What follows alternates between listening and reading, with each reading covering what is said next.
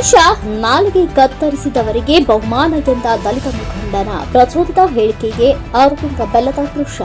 ವಿಜಯಪುರದಲ್ಲಿ ಅಮಿತ್ ಶಾ ವಿರುದ್ಧ ದಲಿತ ಮುಖಂಡ ಅಮಿತ್ ಶಾ ನಾಲಿಗೆ ಕತ್ತರಿಸಿದವರಿಗೆ ಬಹುಮಾನ ಘೋಷಣೆ ಮಾಡಲಾಗುವುದು ಎಂದು ಪ್ರಚೋದಿತ ಹೇಳಿಕೆ ನೀಡಿರುವುದನ್ನು ಖಂಡಿಸಿ ಅರವಿಂದ ಬೆಲ್ಲದ್ ಆಕ್ರೋಶ ವ್ಯಕ್ತಪಡಿಸಿದರು.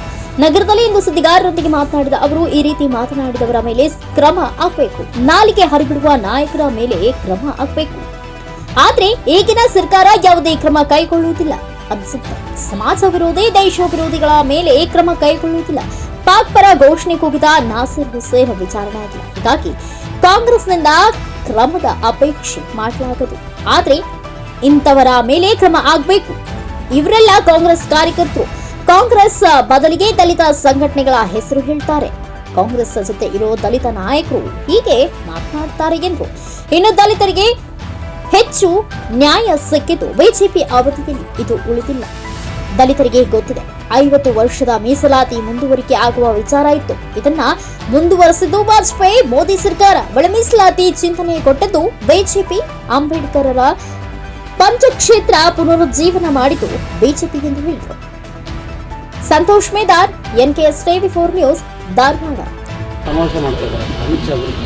ಅಮಿತ್ ಶಾ ಅವರ ನಾಲಿಗೆ ಕತ್ತರಿಸಿದ ₹1 ಕೋಟಿ ನೀಡುತ್ತಂತೆ ಘೋಷಣೆ ಮಾಡಿದ್ದಾರೆ. ಇವೆಲ್ಲ ನೋಡ್ರಿ, ಕಾಂಗ್ರೆಸ್ನ ಕಾರ್ಯಕರ್ತರವರು ಸುಮ್ಮ ಕಾಂಗ್ರೆಸ್ನ ಹೆಸರು ಹೇಳೋ ಬದಲಿ ದಲಿತ ಸಂಘಟನೆಗಳ ಹೆಸರು ಹೇಳ್ತಾರೆ. ಇವತ್ತೆಲ್ಲ ದಲಿತರಿಗೆ ಅದು ಕಾಂಗ್ರೆಸ್ ಜೊತೆ ಅಸೋಸಿಯೇಟ್ ಇದ್ದಂಥ ಹಳೆಯ ಕೆಲವು ಕಾಂಗ್ರೆಸ್ ನಾಯಕರಿಗೆ ಬಿಟ್ರೆ, ದಲಿತರು ಇರುವಂಥ ಕಾಂಗ್ರೆಸ್ ನಾಯಕರಿಗೆ ಬಿಟ್ಟರೆ ಉಳಿದವ್ರು ಎಲ್ಲರಿಗೂ ಗೊತ್ತೈತಿ, ದಲಿತರಿಗೆ ಅತ್ಯಂತ ಹೆಚ್ಚು ನ್ಯಾಯ ಸಿಕ್ಕಿದ್ದು ಭಾರತೀಯ ಜನತಾ ಪಕ್ಷದಿಂದ. 50 ವರ್ಷ ಆದಮೇಲೆ ಅದನ್ನು ರಿಸರ್ವೇಷನ್ ಕಂಟಿನ್ಯೂಷನ್ ಆಗ್ಬೇಕಂತ ಬಂದಿದ್ದು ಶ್ರೀ ವಾಜಪೇಯಿ ಅವರ ಕಾಲದಲ್ಲಿ ಮತ್ತು ನರೇಂದ್ರ ಮೋದಿ ಅವರ ಕಾಲದಲ್ಲಿ. ಅದನ್ನು ಎರಡೂ ಟೈಮ್ದಲ್ಲಿ ರಿಸರ್ವೇಷನ್ ಕಂಟಿನ್ಯೂ ಮಾಡಿದ್ದು ಭಾರತೀಯ ಜನತಾ ಪಕ್ಷದ ಸರ್ಕಾರ. ಇಂಟರ್ನಲ್ ರಿಸರ್ವೇಷನ್ ಇವತ್ತೇನು ಇಡೀ ದೇಶಾದ್ಯಂತ ಆಗಬೇಕಂತ ಅದಕ್ಕೆ ಹೊಸ ಚಿಂತನೆ ರೂಪ ಕೊಟ್ಟಿದ್ದು ಭಾರತೀಯ ಜನತಾ ಪಕ್ಷದ ಸರ್ಕಾರ.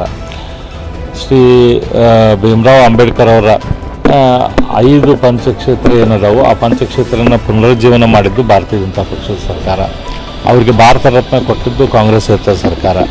ಈ ರೀತಿ ಎಲ್ಲ ಕೆಲಸ ದಲಿತರ ಸಂಬಂಧ ಒಳ್ಳೇದೇಂತ ಕೆಲಸ ಇವತ್ತು ದೇಶದಲ್ಲಿ ಮಾಡಿದ್ರು ಅದು ಭಾರತೀಯ ಜನತಾ ಪಕ್ಷ ಮಾಡಿದ್ದೈತಿ. ಇವರೆಲ್ಲ ಈ ರೀತಿ ಮಾತಾಡಿದವ್ರ ಮೇಲೆ ಆ್ಯಕ್ಷನ್ ತೊಗೋಬೇಕಾಗ್ತೈತಿ. ಯಾಕಂದರೆ ಈ ರೀತಿ ನಾಲಿಗೆ ಹರಿ ಬಿಡುವಂಥ ನಾಯಕರಂತ ಹೇಳ್ಕೊಳ್ಳೋಂಥವ್ರ ಮೇಲೆ ಆ್ಯಕ್ಷನ್ ತೊಗೋಬೇಕಾಗ್ತೈತಿ. ಸರ್ಕಾರ ಅದನ್ನು ತೊಗೊಳ್ಳಿ ಅಂತ ನಾವು ಒತ್ತಾಯ ಮಾಡ್ತೇನೆ.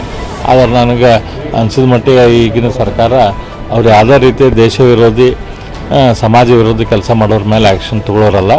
ಯಾಕಂದ್ರೆ ವಿಧಾನಸೌಧದಲ್ಲಿ ದೇಶ ವಿರೋಧಿ ಕೃತ್ಯ ಪಾಕಿಸ್ತಾನ ಜಿಂದಾಬಾದ್ ಅಂತ ಕೂಗಿದವ್ರ ಮೇಲೆ ಇನ್ನೂ ತನಕನೂ ಕರೆದು ಎನ್ಕ್ವೈರಿ ಮಾಡಿಲ್ಲ ಆ ನಾಸಿರ್ ಹುಸೇನ್ ಮೇಲೆ. ಹಾಗಾಗಿ ಇವ್ರ ಕಡೆಯಿಂದ ಏನು ನಾವು ಹೆಚ್ಚು ಅಪೇಕ್ಷೆ ಪಡೋದಿಲ್ಲ. ಆದರೆ ಇಂಥವ್ರ ಮೇಲೆ